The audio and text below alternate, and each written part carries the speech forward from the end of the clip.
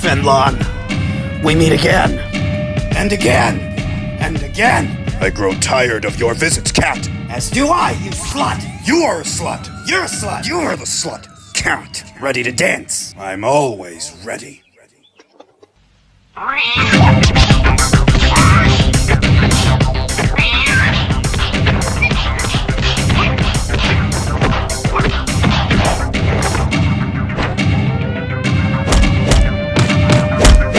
Fenlongo, I've missed our chats. Shut up and fight.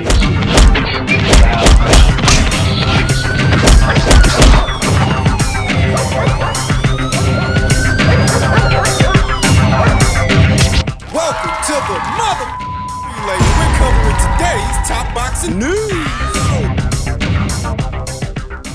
Okay, we'll start with this. After Canelo Alvarez suggested that David Benavidez is a Mexican-American rather than a real Mexican, the undisputed boxing champion Claressa Shields pushed back on social media writing, Benavidez is 100% real Mexican. I don't care about that American shit being put in front of it. He's just as Mexican as Canelo. My God, can this woman leave the house without putting her foot in her mouth? Shields' response has quickly fueled an already heated conversation among boxing fans, with many debating whether nationality should be determined by birthplace, ancestry, culture, or a combination of all three. Others believe the focus should remain on what both boxers have accomplished inside the ring, rather than on questions of identity. The exchange has only added more attention to one of boxing's biggest ongoing debates, with fans across social media continuing to take sides. We recently talked about this, that distinction between Mexican nationals and Mexican Americans, and how Mexican nationals don't consider American-born individuals as being the same as them. And it's not just the Mexicans. This is true in many parts of Latin America and the Caribbean. Essentially, Claressa Shields doesn't know what the fuck she's talking about, and she's in no position to chime in, because if she were, She would have known that. so then why did she? If she is so unfamiliar with the topic, why is she talking about it? Because she's fucking arrogant. Like so many Americans. Like so many people on this side of the border who seem to think they are the authority in race relations and ethnocentrism, as if they have the final word on it for some reason or another. And it's just arrogance. We recently broached this same subject as it pertains to Ryan Garcia, and how he's not a Mexican national at all. He's barely Mexican, barely Latino. He's just a whitewashed Californian. For being a Jono Sabo, not fluent in Espanol, the language of his predecessors, how could he be in tune with the people and their culture, their cuisine, their customs, and their unique experiences and identities? It's really not the same thing. Just because you were born to Mexican-born parents doesn't mean you're completely Mexican yourself. David is only half Mexican. I believe that is on his father's side. It's said that he's Dominican and Ecuadorian on the other. Now, I'm not telling David or any other individual to disavow their lineage and their heritage, but there is a distinction between a Mexican national and somebody that was born here. It's the same for us island folk. I'm part Dominican, but if I went to the Dominican Republic right now, being born in New York in the United States, those people over there would not say that I am the same thing as them. Tú eres de allá, o de tu maldita madre. And it is as simple as that. The United States, not being a homogenous country, it's a melting pot full of different people that may hail from different places. Almost everybody's lineage is diverse and mixed, so it's understandable how something like this could become a taboo subject, but it's actually a lot more simple than it appears. You can acknowledge your ancestry, your roots, the people who came before you, but you yourself, if you were born here, you're an American. Simple as. And why Claressa Shields, of all people, would chime in on a subject like this where she's got no insights, nothing to really add to the conversation except her own ignorant perspectives. Who the fuck does this broad think she is? It's a mixture of both ignorance and arrogance, because she's ignorant on the subject, but she's arrogant enough to think she can talk about it. Shut the fuck up, Claressa! Shut the fuck up and focus on your recording career. Focus on yourself, because what you're doing is tantamount to saying that a black man born in the United States is the same as one born in Lagos, Nigeria. Well, not to the Nigerians, he ain't. Can said man born in the United States speak Yoruba like the Nigerians do? Does he know the terrain? Does he know the country like the Nigerians do? Can he make me a bowl of jollof rice? If you dropped him there, would he know how to get around? Would he know enough to get back home? Because if he can't, then he's no more Nigerian than I am Lithuanian. Now maybe she felt some sort of need to defend David Benavidez on the premise that she takes his side when it comes to that whole Canelo thing. Why they never fought. Whose fault that's supposed to be, but this is about a little bit more than that. Now, Oscar de la Hoya, as successful as he was in his heyday, addressed this himself, that he was never fully accepted by the Mexicans because he himself is a Chicano. So if it was this way for someone of Oscar de la Hoya's stature, why would it not be this way for David Benavidez? The bitch doesn't know what the fuck she's talking about, and that's the bottom line. Elsewhere in the world of boxing, ahead of tomorrow night's super fight between Tszyu and Errol Spence, Tim says he's got nothing to prove and is open to fighting Jaron Ennis next. Tszyu insists he's got nothing to prove in boxing as he targets unified welterweight champion Jaron Ennis after facing Errol Spence in Australia. Tszyu returns to the ring against former unified champion Spence on July 25th, which is tomorrow, knowing victory could send him straight back into boxing's biggest fights. Victory over Spence would put Tszyu back in line for the biggest names in the sport, and he already knows who tops his list. Speaking exclusively to WBN, Tszyu dismissed the idea that he needs to silence the critics. "I've got nothing to prove," he said ahead of this weekend's pay-per-view clash. "I know what I'm made of." You know, having nothing to prove aligns with proving nothing and beating today's Errol Spence Jr. Understand that I like the fight. I'm intrigued by it, and aesthetically, I think it's going to be a fun watch. Though beating a fighter 3 years out. that hasn't fought in 3 years. Well, that doesn't prove much, does it? Tszyu said his focus is simply on landing the best names available rather than worrying about outside opinions. "I'm just here to make bigger fights," he explained. Victory over Spence would put the Aussie back in the title picture alongside the biggest names at the weight. Asked whether Jaron Ennis or Xander Zayas would be his preferred opponent, Tszyu made it clear he would welcome either opportunity. "I'd welcome both challenges," he told WBN. Perhaps that's why it would be better for the sport if Tszyu won the fight than if Errol won the fight, because if Errol wins the fight, there's no guarantee that he continues to fight on. He might not. He would have a lot of options to choose from, Zayas and Ennis included, Virgil Ortiz, his Texas compatriots Jermell and Jermall Charlo, and there would be a line around the block of guys who are willing to take on today's Errol Spence Jr. Yeah, he would have plenty of options, but he himself said this could be the last time that he fights. In that way, there's no guarantee that even with a win, Errol stays in the sport, so it might be better if Tim wins, because he would sooner accept those fights with those fighters that Errol wouldn't. Tszyu also gave his assessment of Ennis' recent win over Zayas, praising the unbeaten champion while acknowledging the challenge presented by the Puerto Rican. Ennis is special, Tszyu said. Zayas got him a couple of times, just wasn't able to finish him off. It's funny because he says that he's open to facing Jaron Ennis, and if he were to win tomorrow, I don't think that fight would be in the near future. He's closer to a Zayas fight than an Ennis fight because Tszyu plans on staying at 160 beyond this weekend, and I believe that Xander Zayas is headed there now. Timmy respects both fighters, but he didn't hesitate when asked which one he would choose. Asked who he would choose if given the opportunity, he answered, probably Ennis. He's the champ. Tszyu isn't overlooking Spence, but speaking to WBN, he made one thing clear. He isn't looking for rebuilding fights if he gets the job done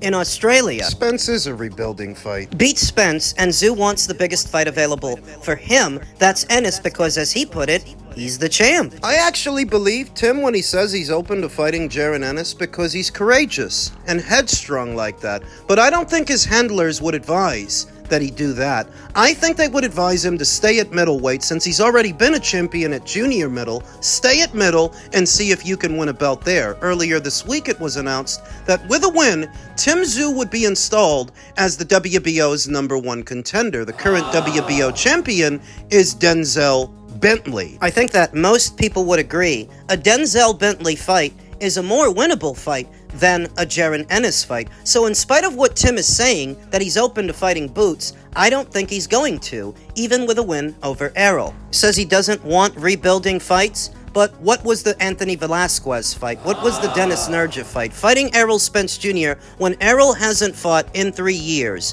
What is that, if not a rebuilding fight? Familiarity doesn't change the circumstances. That Errol is coming off a loss, hasn't fought in 3 years, and he's only fought 2 times in the last 5. The bout was originally supposed to go down at a contracted weight of 158 pounds, but Errol Spence Jr. requested that it happen at a full 160, to which George Rose said the 160-pound move gives Tszyu the edge over Errol Spence Jr. Tszyu's longtime manager believes the higher weight favors the Aussie, but says beating the former unified champion demands a career-best performance. George Rose believes Tszyu's move to 160 shifts the fight in his favor ahead of this weekend's clash with Errol. Rose says the extra weight suits Tszyu, but insists he still needs the best performance of his career to beat the former unified champion. During an interview this week, Rose explained why he likes Tszyu's chances. I believe in Tim, and I always have. I know this is the toughest fight, the toughest opponent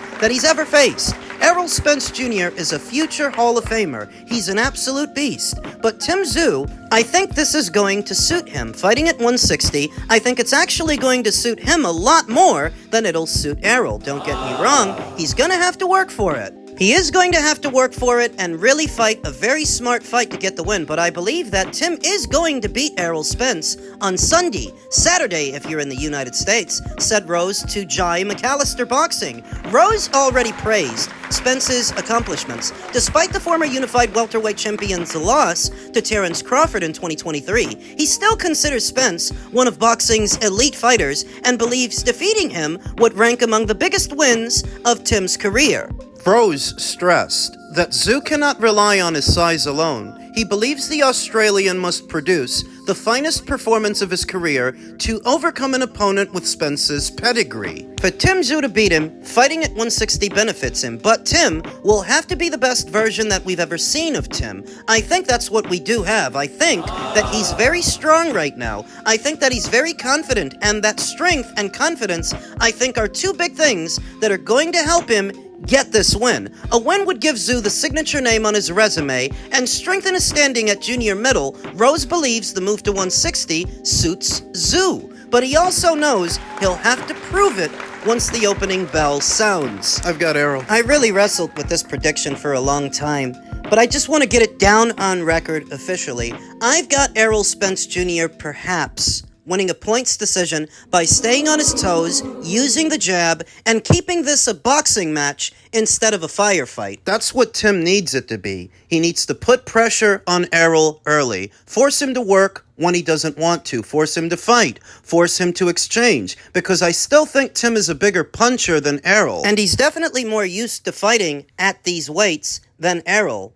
More active in the last few years. But he is also a more simple fighter than Errol Spence Jr. Doesn't have Errol Spence Jr.'s Olympic pedigree. The bookies have Errol Spence Jr. as the slightest of favorites in a fight that is close to even money. That essentially means the bettors aren't all that confident in either guy, and why should they be? Errol hasn't fought in 3 years, Tim has, but Tim's been getting his ass kicked a lot. The last 3 years. They could both be shot fighters with little to no punch resistance left, to where if either one gets in with a solid shot, the other could go out. Then why make a pick? Neither guy really has my trust right now, and I wouldn't mind it at all if Timmy won tomorrow instead of Errol, but I am going to go with Errol because I think he's got a few more tools in his bag than Tim does in terms of X's and O's, and maybe the 3 years off might have been good to him, allowing him to heal. What about ring rust? He's definitely going to have some, but that ring rust is offset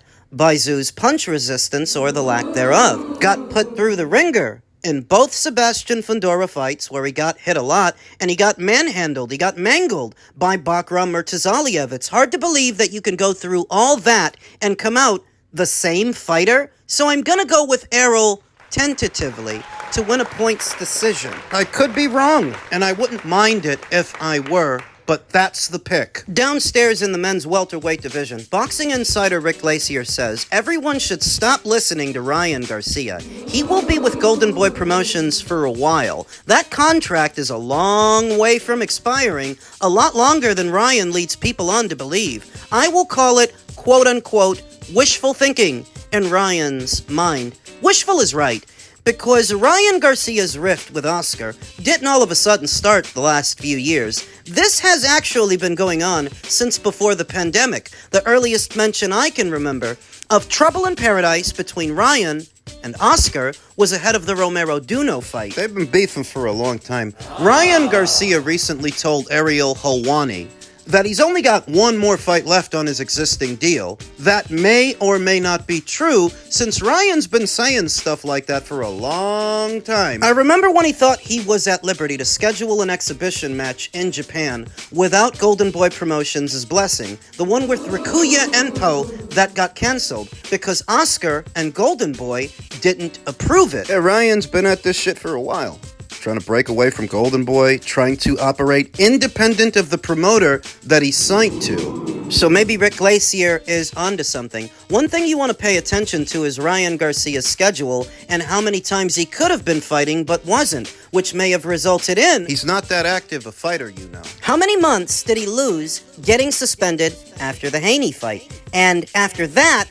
how much more time did he lose as a result of losing to Rolly? Because he didn't come back right away. Took a while. So all of this time that he loses, not fighting, ends up adding time to the life of the deal because it could have ended sooner if you fought more often. If you were fighting 2 and 3 times a year, who knows? The contract might have ended by now. So he's not doing himself any favors in that department. He says that he's only got one more fight after the Conor Benn fight left on his Golden Boy deal, but we'll see. Oscar can't afford to lose him. Whatever the case, Golden Boy Promotions never fully recovered after the loss of Canelo Alvarez, him migrating under less than amicable circumstances, and Ryan is the only real flagship fighter they have left, the most popular one, so it doesn't help the situation at all that his ass is snapping at the grass to leave Golden Boy. He's itching to get out of there. Likely to try to strike a deal with Zuffa Boxing that is at the helm of the promotion for his next fight. I suspect that, behind the scenes,